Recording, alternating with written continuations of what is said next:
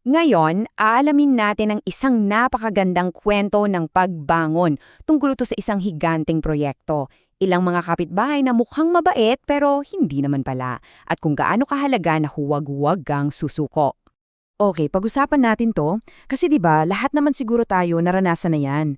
Yung sa umpisa sobrang excited ka, tapos bigla na lang parang gusto mo nang sumuko kapag nagiging mahirap na. Well, ganyan-ganyan ang nangyari sa mga Israelita noong unang-unang panahon. So ganito yun. Pagkatapos ng napakatagal na panahon na nasa malayo sila sa isang lugar na tinatawag na Babylonia, sa wakas, nakabalik na rin ang isang grupo ng mga Israelita sa kanilang sariling lungsod, ang Jerusalem.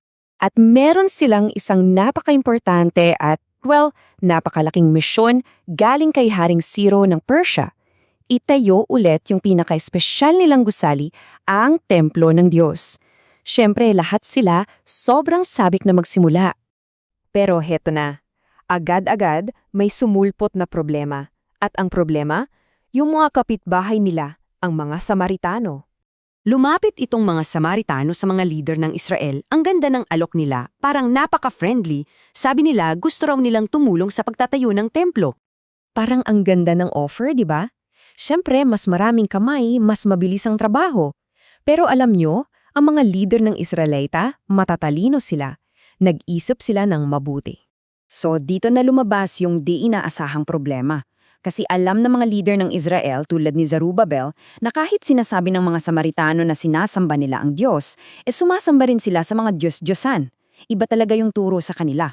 Kaya kung tatanggapin nila yung tulong, parang sinuway na rin nila ang utos ng Diyos sa kanila. Kaya naman, magalang nilang tinanggihan yung alok. Ipinaliwanag nila na si Haring Ciro sa kanila lang talaga ibinigay yung espesyal na trabahong yon.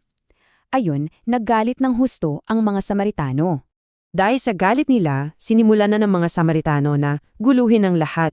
Tinakot nila yung mga nagtatrabaho, ginawa nila ang lahat para pabagalin ang construction, at umabot pa sa puntong nagsinungaling sila sa hari para lang mapahinto ang proyekto. At ang nakakalungkot, gumana yung ginawa nila. Talagang nawalan na ng gana yung mga manggagawa, bumagal ng bumagal ang trabaho, hanggang sa, ayun na nga, sumuko na lang sila. Umuwi na sila sa kanila-kanilang bahay para asikasuhin ang sarili nilang buhay. Nagsimula silang magtayo ng mga magaganda at komportabling bahay para sa sarili nila, samantala yung bahay ng Diyos na iwang nakatiwangwang isang tumpok lang ng mga bato. At dahil kinalimutan na nila ang proyekto ng Diyos, nagsimula na ring magkagulo ang mga buhay nila. Ipinaliwanag ito ng Diyos sa isang napakagandang paraan. Para daw, kahit gaano sila kasipag magtrabaho para sa sarili nila, ang pakiramdam ay para silang naglalagay ng pera sa isang bulsang butas. Nawawala lang. So, yung pinaka-punto dito, nung ununa nila ang sarili nila at kinalimutan ng Diyos, lalo lang palang humirap ang buhay nila. Walang nagiging tama, hindi umuulan, mahina ang ani, kahit kumain sila hindi sila nabubusog. Kakaiba no? Pero sa puntong parang wala ng pag-asa, nagpadala ang Diyos ng tulong. 2 propeta, sina Hagay at Zacarias. Nandoon sila para bigyan ang mga tao ng isang matimbing pampalakas loob. Diretsahan agad si Hagay. Tinanong niya sila na parang sinasabi, "Seryoso ba kayo? Tingin niyo ba tama lang na nakatira kayo sa magagandang bahay niyo habang ang bahay ng Diyos ay sira-sira?" Tapos, sinabi niya, "Huminto muna kayo. Pag-isipan niyong mabuti kung bakit kaya nangyayari sa inyo ang lahat ng mga problemang yan." At pagkatapos, binigyan niya sila ng isang malinaw na utos. Tama na ang dahilan, akyat na kayo sa bundok, kumuha kayo ng kahoy, at itayo niyo na ulit ang templo. At hulaan niyo kung anong nangyari.